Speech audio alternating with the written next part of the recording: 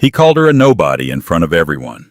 He laughed as his mistress dripped champagne on her dress, telling her she didn't belong.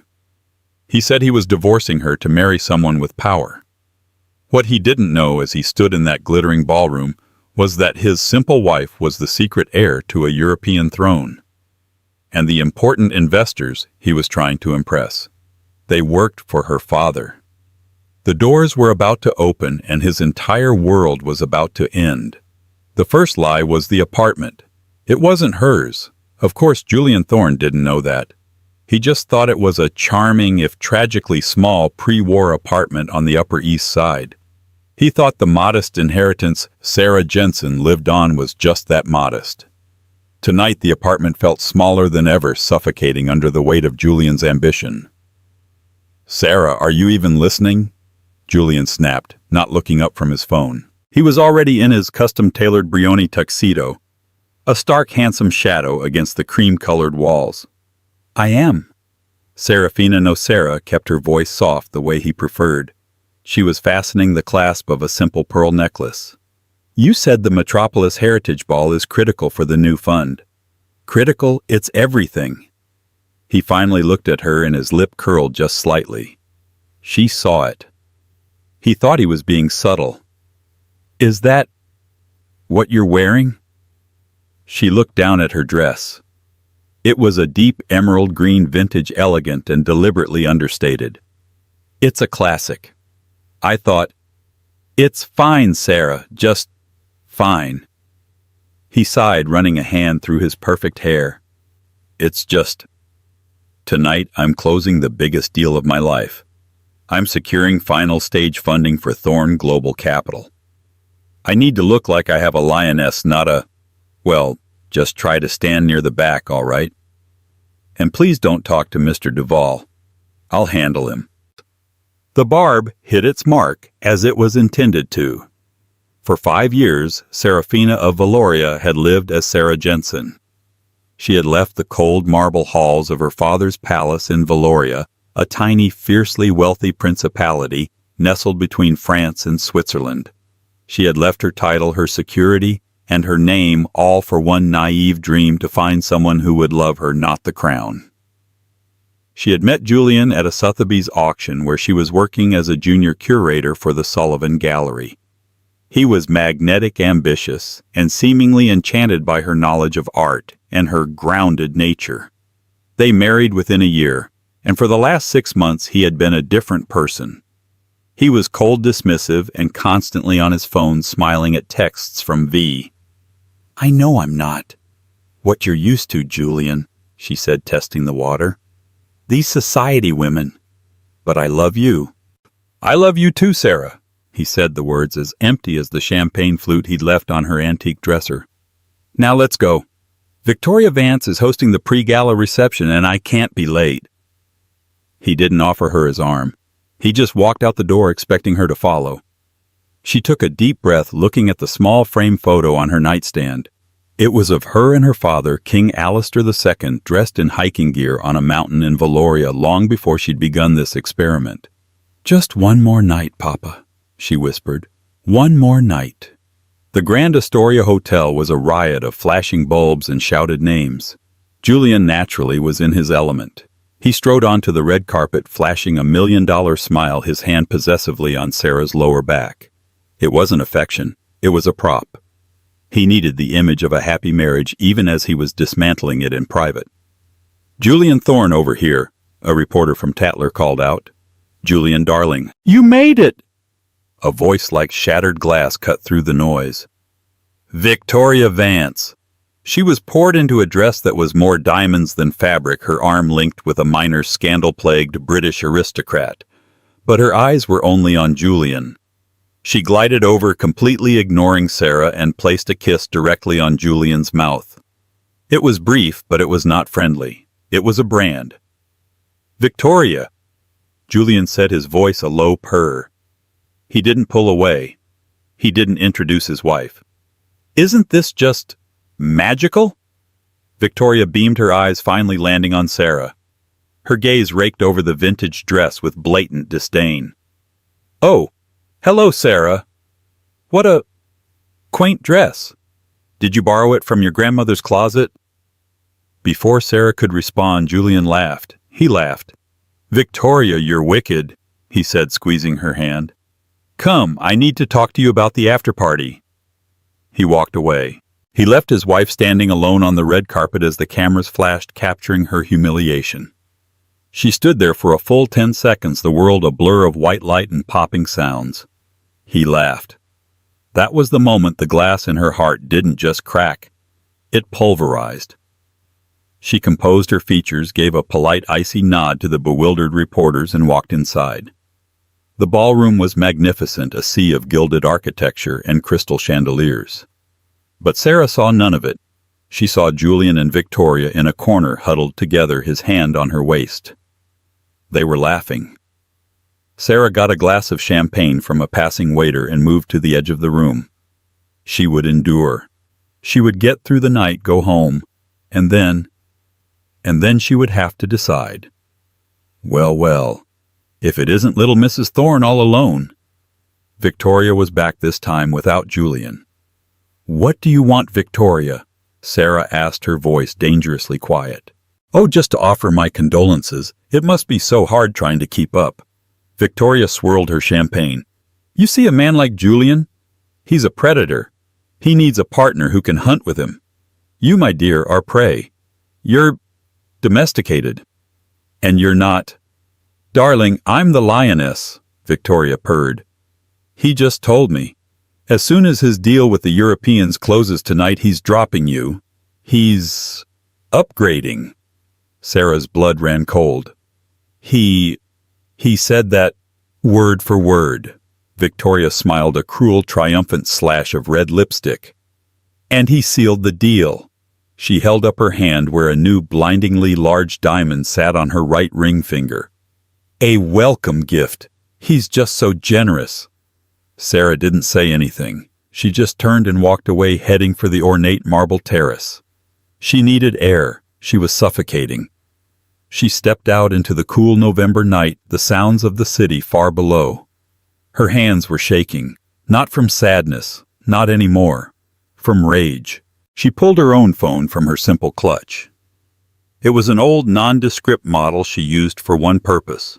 She speed-dialed a single number. It was answered on the first ring. "Gideon?" Her voice was no longer the soft, breathy tone of Sarah. It was crisp, cold, and full of authority. "Your Highness?" The voice on the other end was deep calm. "Are you compromised?" "I am disappointed." She said the code word for a situation that had become intolerable. "My Odysseus protocol is broken. The experiment is over." There was a pause. "Understood. Shall I retrieve you?" She looked back through the glass doors. She could see Julian now standing with a group of men, including the one he'd pointed out as Mr. Duval. He was holding court, the king of his own tiny, fraudulent world. "No," Serafina said, a new hard resolve in her voice. "I am not retreating. I am advancing. Gideon, execute protocol Nemesis." A beat of stunned silence. "Your Highness, that protocol requires—" "I am aware of what it requires. I am aware of the consequences. Do it. And Gideon, Majesty, bring the car, the official one. And I think it's time you made the other call. Yes, to my father." When she walked back into the ballroom, the change was so subtle that no one, least of all Julian, would have noticed. But it was there. Her back was straighter. Her chin was higher. The Sarah Jensen, who had been trying to blend in, was gone. The woman who re-entered the room was a princess of Valoria, and she was done playing. She moved through the crowd, a ghost in an emerald dress. People parted, sensing a shift in the atmosphere around her. She didn't stop until she was standing directly in front of Julian and his circle of potential investors. And so, with this final infusion from Mr. Duval's group, Julian was saying, his voice booming with false confidence, "Thorne Global Capital is poised to dominate the European tech market." Julian. Her voice cut through his speech like a diamond on glass. He turned, his smile freezing. "Sarah, I told you to wait. Mr. Duval, gentlemen, my apologies. Your wife is here to ask you a question, Julian. Her voice was not loud, but it was so clear and cold that the entire group fell silent. The music seemed to dip. What are you doing? He hissed, grabbing her arm. She pulled her arm away smoothly. I was admiring Victoria's new ring. She looked directly at Mr. Duval, a distinguished man in his late 50s. She told me Julian gave it to her. As an upgrade. Julian's face went white, then blotchy with red. Sarah, you're making a scene. Am I? Serafina asked, her voice laced with ice. You were the one who told me that diamond necklace you bought last week was an investment. I just didn't realize the investment was her. She pointed. Across the room, Victoria was preening, showing off a spectacular diamond necklace to a group of socialites. The same necklace Julian had sworn was for a client. The investors, including Mr. Duval, were now watching intently. This was no longer a party, it was a spectacle. Julian, cornered and panicking, did what all cowards do. He attacked. A scene! He roared, his voice suddenly loud and cruel. You want a scene? Fine. You're right, I'm done. I'm done with you. He jabbed a finger at her. Look at you. You're nothing. You're a leech. You're a small, simple-minded girl from a no-name family who got lucky. You're a dead weight, Sarah. A collective gasp went through the onlookers.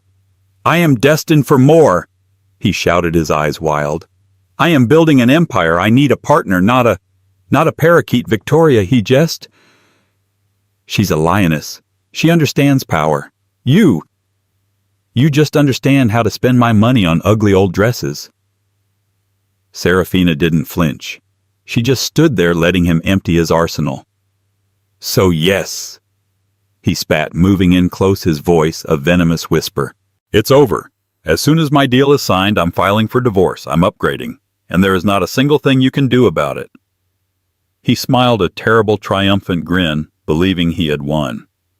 He turned back to the investors. Gentlemen, my apologies for that domestic interruption. Now, Mr. Duval, about the term sheet. Mr. Duval did not look at Julian. His gaze was fixed over Julian's shoulder at the main ballroom doors. His expression was not one of disgust or even interest. It was fear.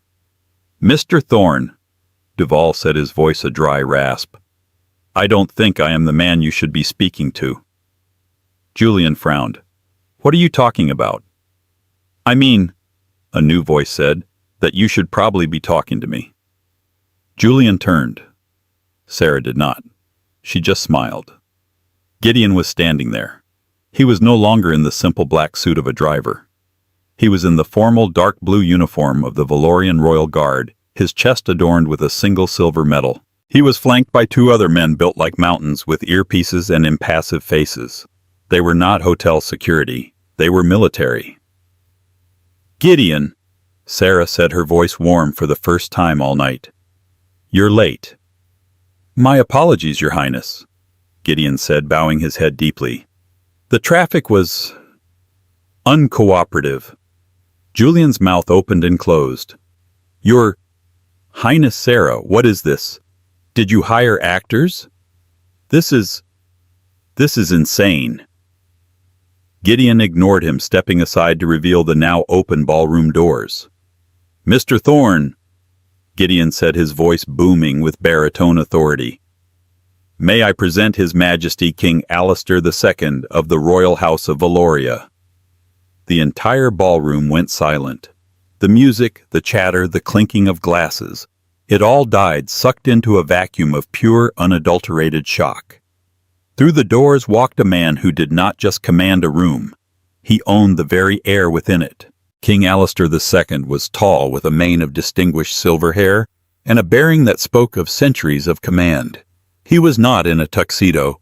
He was in a bespoke suit of such dark, expensive material that it seemed to drink the light, his lapel adorned with the unmistakable jeweled insignia of the Order of the Valorian Griffin. He was flanked by 4 more guards, their suits bulging with equipment, their eyes scanning the room with terrifying efficiency. Behind him was a small entourage of men and women in severe business attire who fanned out and immediately began speaking quietly to the hotel's general manager and the head of security. The ambassador from France, who had been laughing by the bar, choked on his champagne and performed a half bow. A British duchess, known for her snobbery, actually curtsied. This was not business royalty. This was actual royalty. King Alistair's eyes scanned the room, bypassing the fawning socialites and stunned billionaires until they found his daughter. He walked forward. The sound of his leather-soled shoes on the marble floor was the only sound in the 5,000-square-foot ballroom. He walked past the horrified Victoria Vance. He walked past the frozen, gaping Julian Thorne. He stopped directly in front of Serafina. A flicker of warmth entered his stern blue eyes. He took her hand, the one that wasn't wearing Julian's ring, and brought it to his lips, bowing his head. "Serafina," he said, his voice a quiet rumble that nonetheless carried to every corner of the hall. "Are you all right, Moje Serche?" "My heart." Serafina curtsied. Not the bobbing dip of a socialite, but the deep, graceful, and practiced reverence of a princess. "I am now Papa," she said. The blood drained from Julian's face. He looked at Sarah. He looked at the king. He looked at Serafina.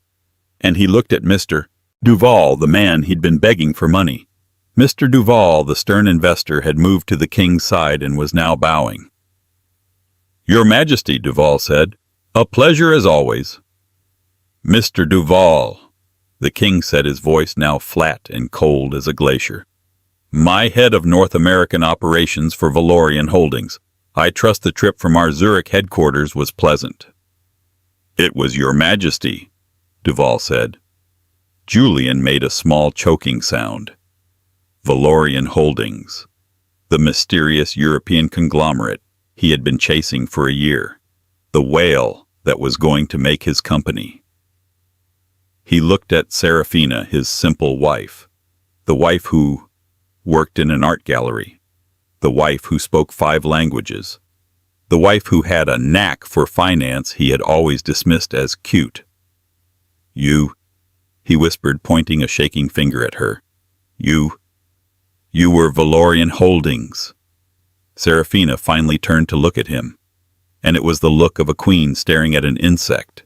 "No, Julian," she said, her voice clear and caring. "I am not Valorian Holdings. Valorian Holdings is the private equity firm that manages my family's money. The money you have been desperately trying to get your hands on. The investors you've been lying to, they are my father's employees." The king stepped forward a single menacing step. He was a foot taller than Julian and radiated an aura of absolute power. "Mr. Thorne," King Alistair said, his voice dangerously level, "you were seeking a capital infusion. You were wooing my chief financial officer," he gestured to Duval, "and you were divorcing my daughter in public." The revelation hit Julian not like a wave, but like a physical blow from a cannon. The woman he had, the power he wanted, the money he needed. It was all her. It was always her.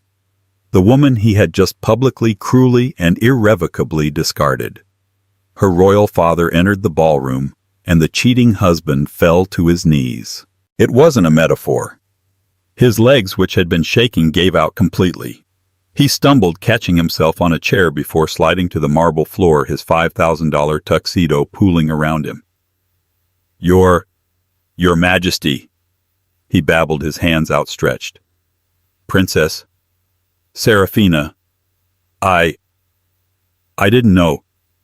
It was a mistake, a joke. It was a joke. A joke." Serafina repeated the words, tasting like ash. "You called me a dead weight. You called me nothing." "No. I love you," he cried, crawling on the floor. "I've always loved you. Please, Serafina, tell them. Tell them it was all a misunderstanding." Serafina looked down at the pathetic, broken man groveling at her feet. The man she had loved. The man who had been her husband. "Gideon," she said, her voice sharp. "Your Highness." "Victoria Vance." Serafina pointed to the socialite who was trying to melt into the wall. "She's wearing a new ring and a necklace. The necklace in particular." Gideon's eyes narrowed. He recognized it. "I believe," Serafina continued, her voice projecting for the entire room, "that you will find the necklace is a custom piece from the Maison de Valoria Royal Jewelers. Specifically the Star of Eldoria set." She looked at Victoria, who had turned a shade of white that matched the tablecloths. "Its serial number is V1138, and it was reported stolen from our family vault in Zurich last week." Victoria let out a small shriek. He gave it to me, I didn't know. He said it was a gift." "Oh, I'm sure he did," Serafina said. "Julian has a habit of giving away things that don't belong to him." She turned her gaze back to her husband.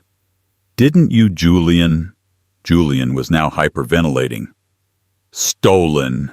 No, I bought it from a private dealer, a very reputable dealer." "A dealer?" The king interjected, his voice booming with wrath. "Who has been under surveillance by Interpol for trafficking in stolen artifacts. My artifacts." "You thief!" "Gideon," Serafina said, "please inform the NYPD, who I believe are waiting downstairs, and our friends at Interpol.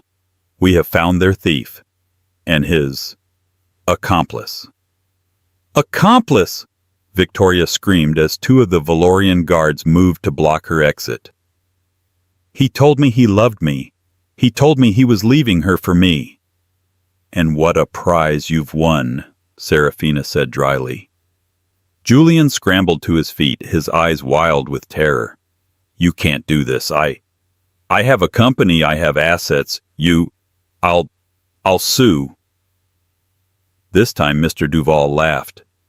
It was a short, sharp, brutal sound. "Sue Mr. Thorne. With what?" Duval stepped forward, pulling a tablet from his briefcase. "Thorne Global Capital. An impressive name for a company that is in essence a house of cards." He tapped the screen. "You've been over-leveraged for 18 months, Mr. Thorne.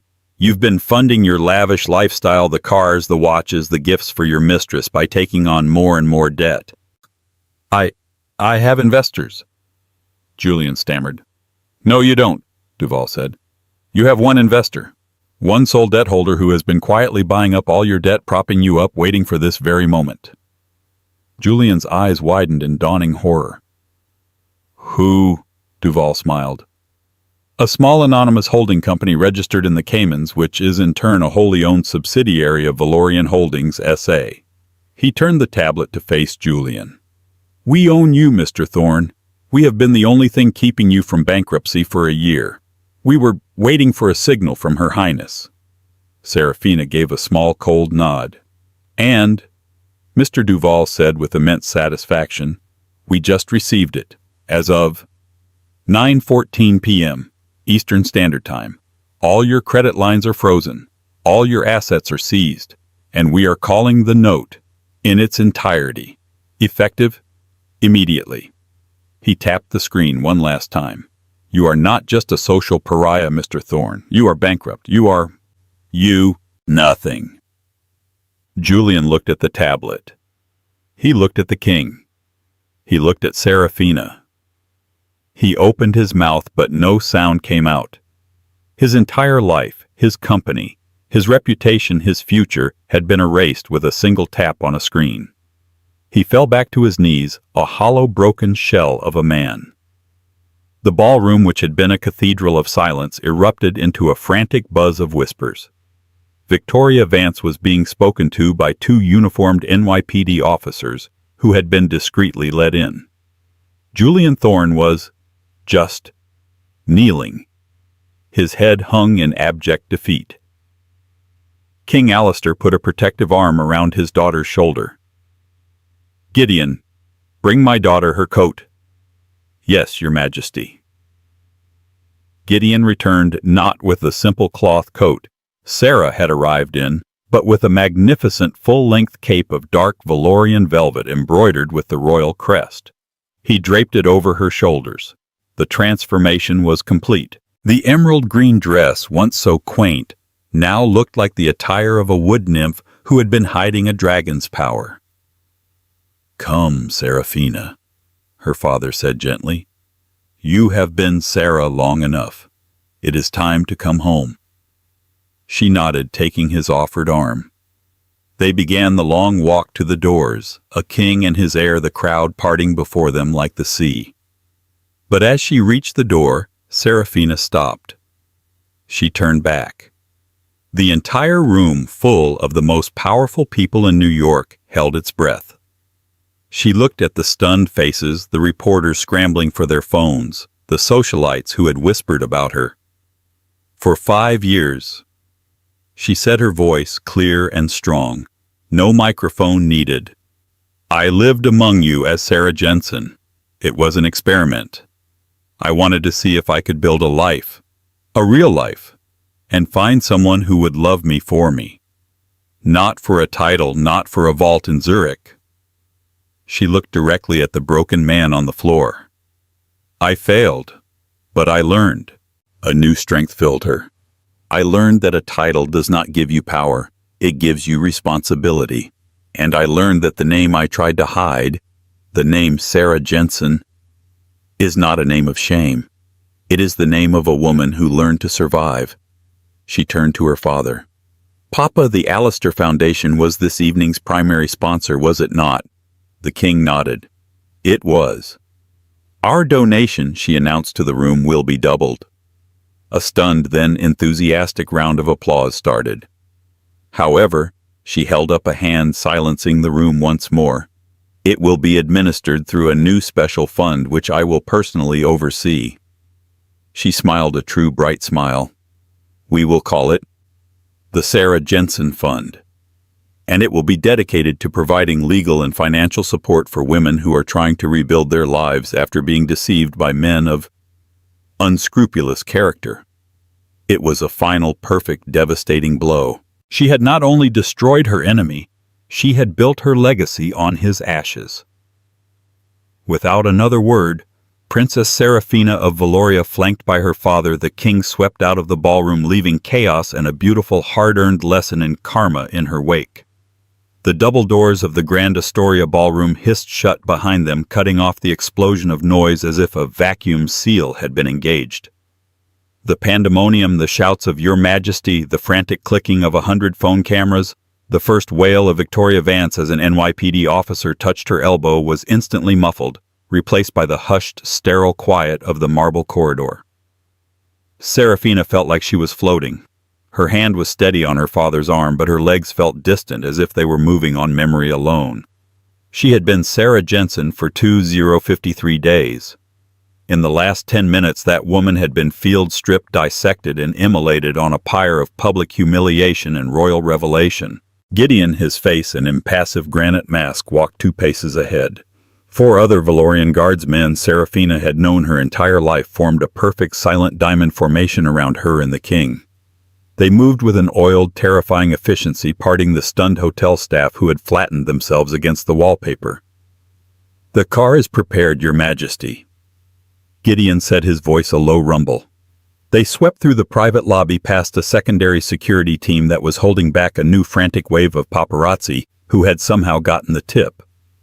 The flashes were blinding, a strobing epileptic assault, but Seraphina kept her chin high. She saw his face in one of the flashes, Julian's, a mask of abject pleading terror.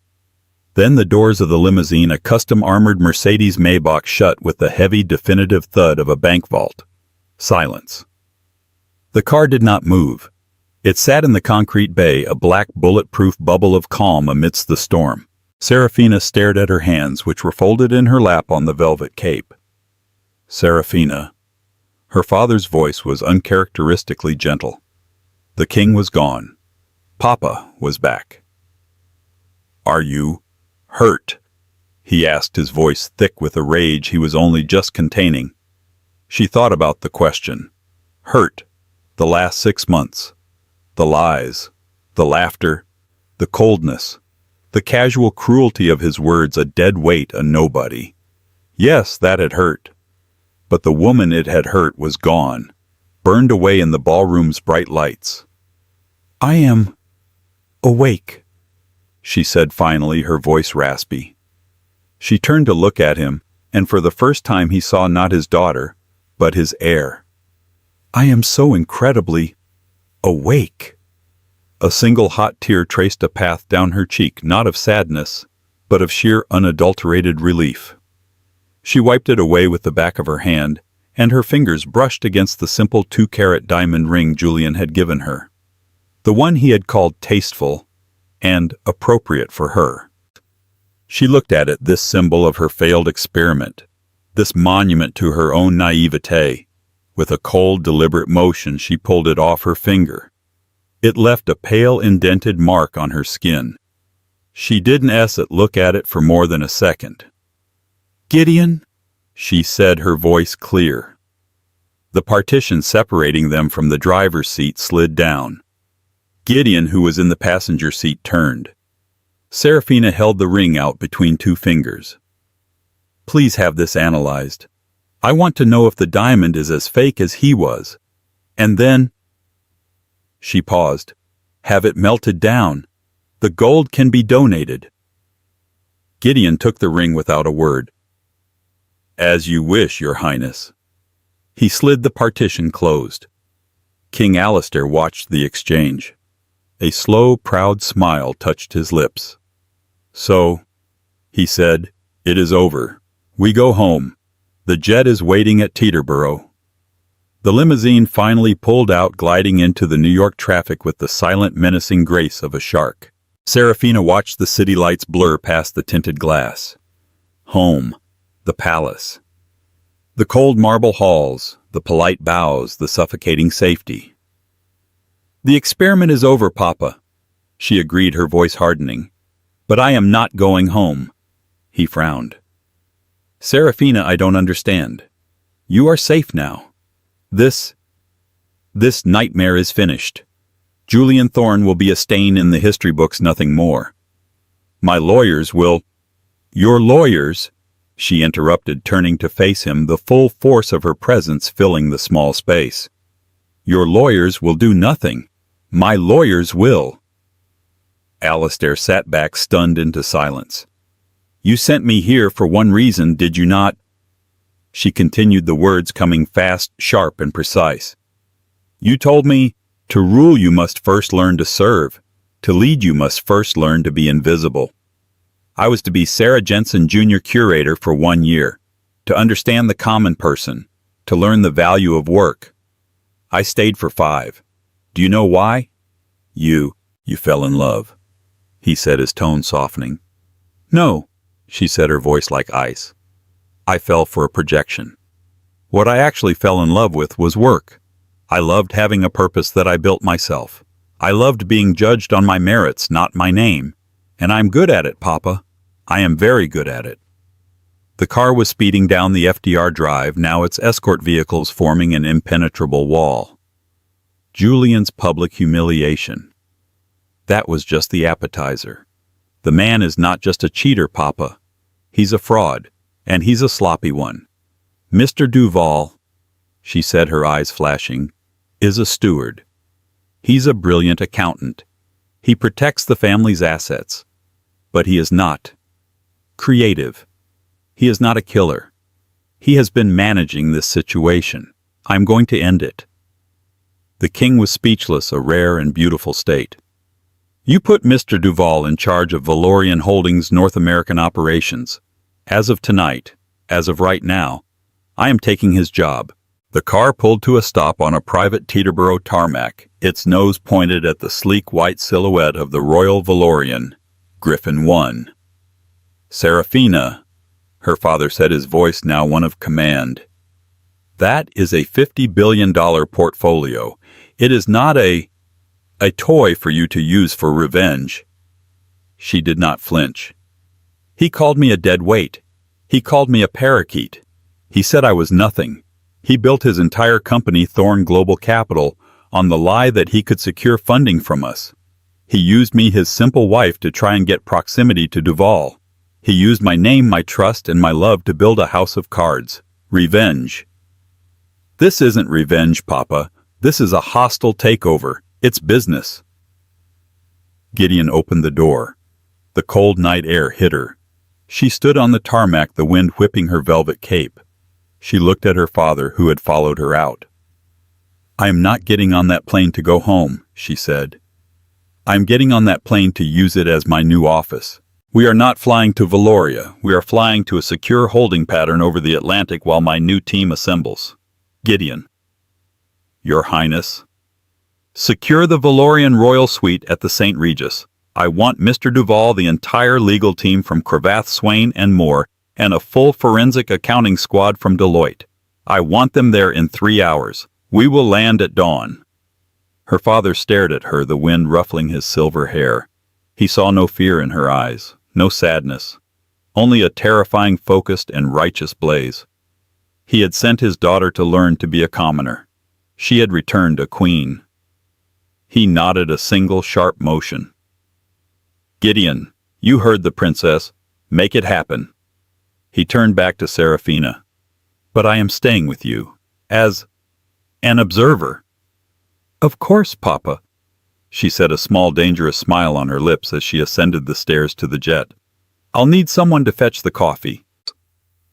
The first shell hit at 500 a.m. just as the sun was painting the sky in shades of bruised purple and gray. It was not a legal filing. It was not a phone call. It was page 6. Ballroom blood knee. King's crasher. Simple wife is secret princess. In a scene that insiders are calling the most dramatic public takedown in New York society history, tech bro Julian Thorne, founder of the embattled Thorne Global Capital, was royally, and we mean royally, dethroned. At the Metropolis Heritage Ball, Thorne was overheard viciously dumping his quaint wife Sarah in favor of socialite/vulture Victoria Vance.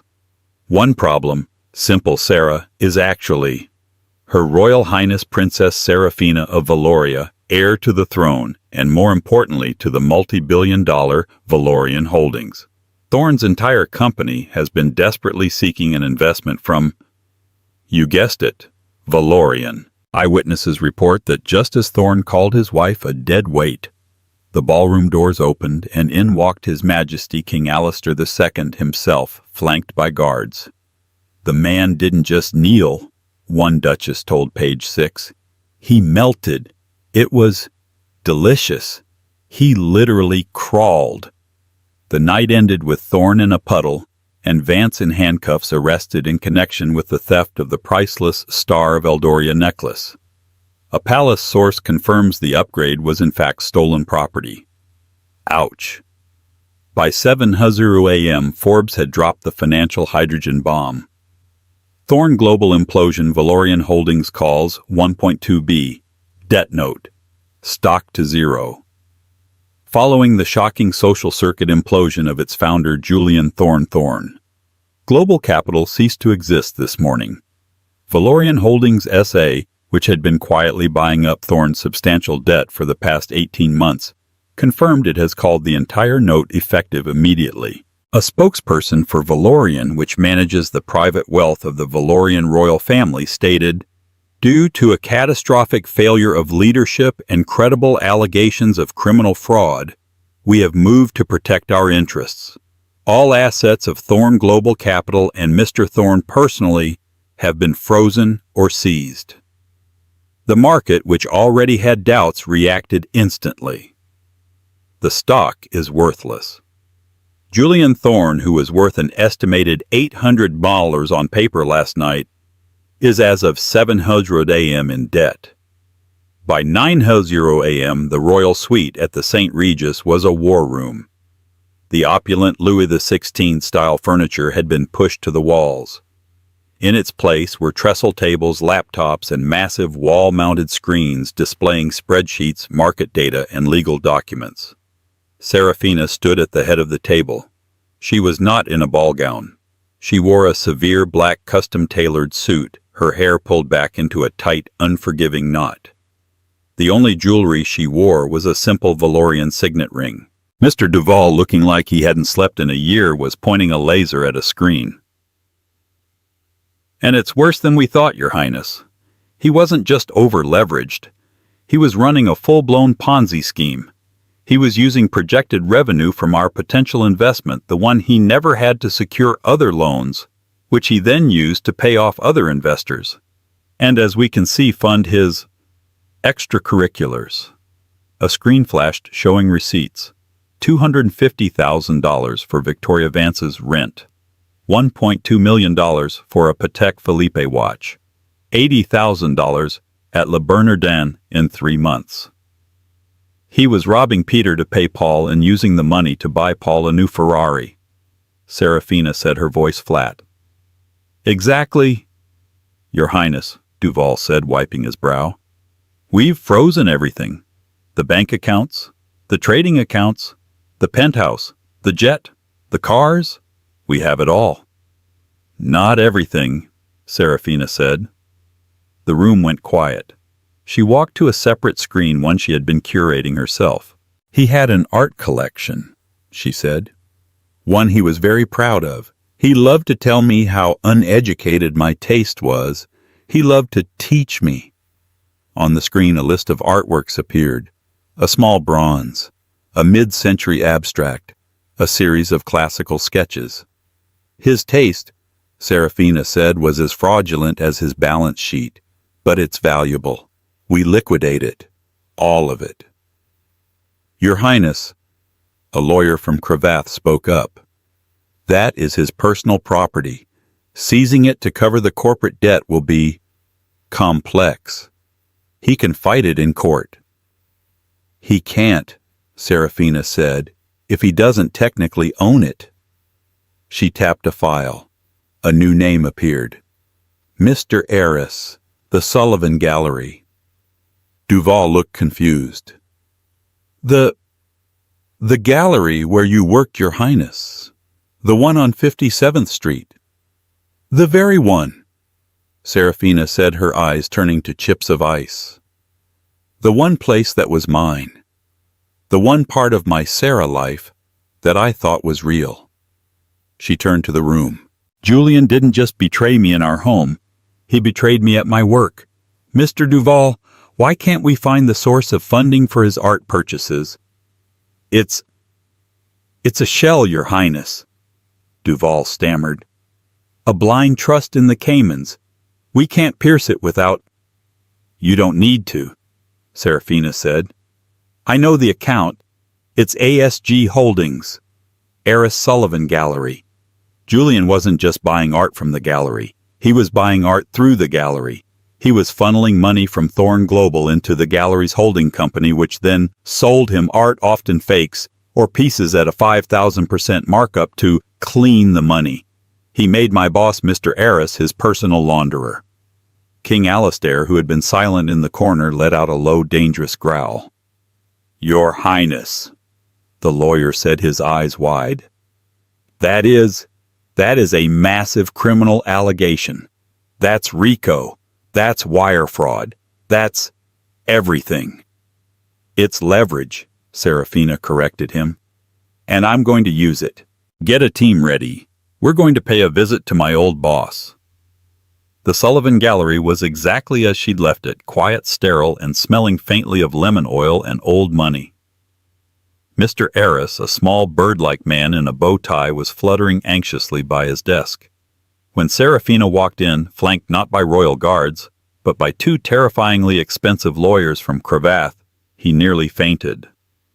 "Sarah," he chirped before his brain caught up. I mean, Your Highness, goodness. The news, I am simply, a princess. Here, all this time." "Cut the act, Aris," Serafina said, her voice echoing in the small, silent space. She walked past him, her heels clicking on the polished hardwood, and stopped in front of a small bronze sculpture of a dancer. "The Koutalides bronze," she said. A rather good fake, isn't it? Eris's blood ran out of his face. I don't know what you mean. It's been authenticated. It's a replica of the piece in the National Archaeological Museum in Athens, Serafina said, not even looking at him. A lost original you claimed. You sold it to Julian Thorne 3 months ago for $2.5 million. It was a private sale completely above board, Eris squeaked. Was it? Serafina turned. And the $2.5 million, did it come from Julian's account? Or did it perhaps come from Thorne Global get funneled into the ASG Holdings account you use for acquisitions, and then you sold him the statue keeping 20% for your troubles? Eris opened his mouth, but no sound came out. I told you it was a fake, Eris, Serafina said, her voice dropping to a whisper. The day it arrived. I told you the patina was wrong and the casting marks were consistent with a 20th century mold. I told you. And you told me I was a diligent assistant and to log it anyway. He made me. Eris finally burst, tears welling. He knew about my debts, my gambling. He said he would ruin me. He said this was just creative financing, a tax write-off. He made you a money launderer, Eris, the lawyer said, stepping forward. And by extension, you helped him defraud investors, the SEC and the IRS. Eris sank into his chair, a broken man. What do you want? Serafina looked at the man who had been her boss, her friend. The man whose betrayal cut almost as deep as Julian's. You're going to do 2 things, she said. First, you will provide full written testimony of every single transaction Julian Thorne ran through this gallery. You will give my lawyers the account numbers, the dates, and the emails. You will, in effect, be the chief witness for the prosecution in the U.S. Attorney's case against him. And second, Eris whispered, terrified. Second, Serafina said, you will resign, effective immediately. You will sell this gallery. You will give my lawyers the list of every client you have ever defrauded with a fake, and you will use the proceeds of the sale to make them whole. Whatever is left, I don't care. Go and be a greeter at a casino. You will never work in the art world again. It was a fate worse than prison for a man like Eris. It was a reputational execution. He nodded, tears streaming down his face. Good, Serafina said. She walked to the door, then paused. And Eris, you will hand over the Koutalidis bronze and the rest of Mr. Thorne's collection. It's all evidence now. 1 month later, Serafina stood in a private skybox at Sotheby's. She was on the phone with Mr. Duval. Yes, the Q4 projections for the Zurich office look soft, but... No, I am not coming home. I will handle it from New York. Yes, I am aware. Thank you, Mr. Duval.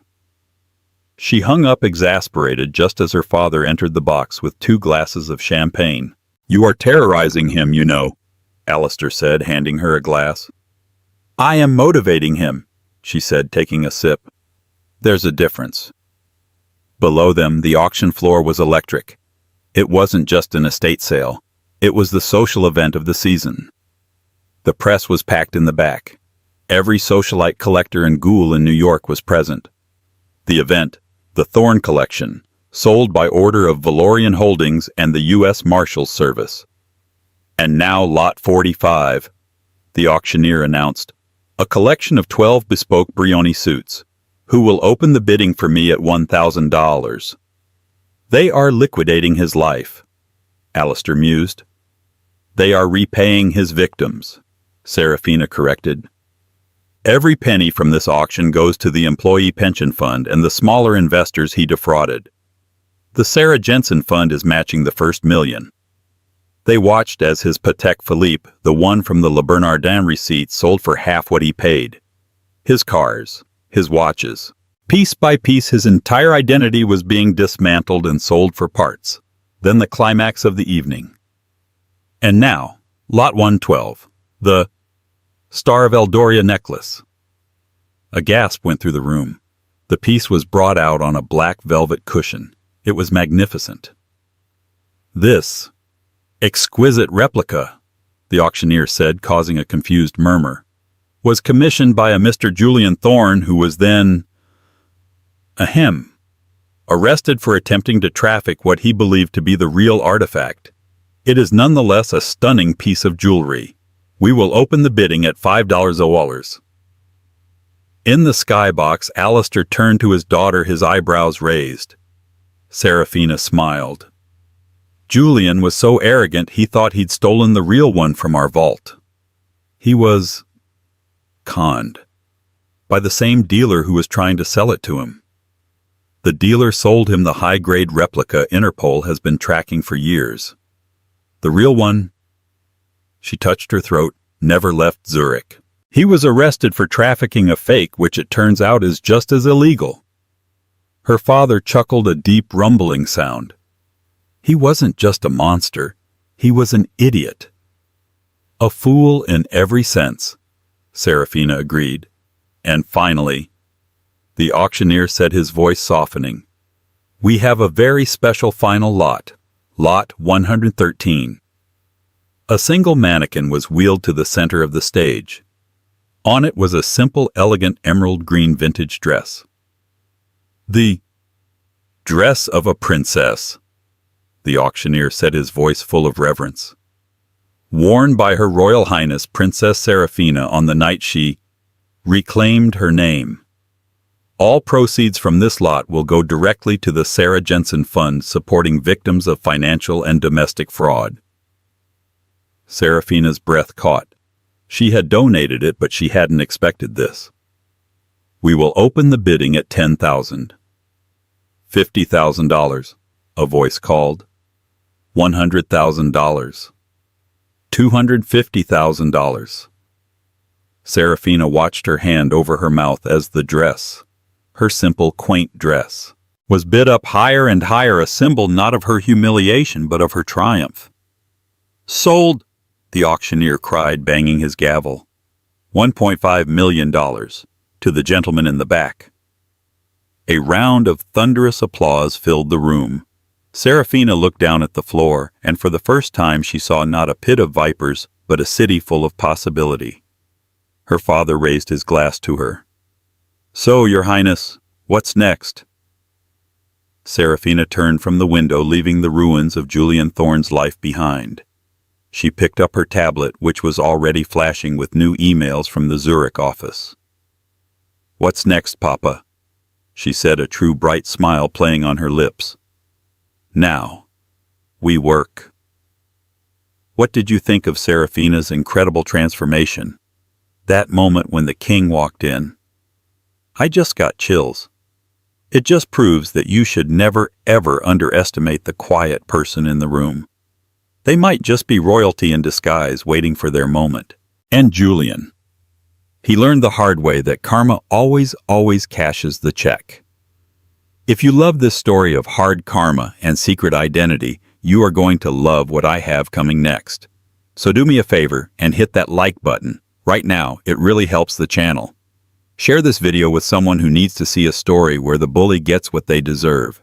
And most important of all, if you haven't already, smash that subscribe button and ring the bell so you never miss a single moment of drama and justice.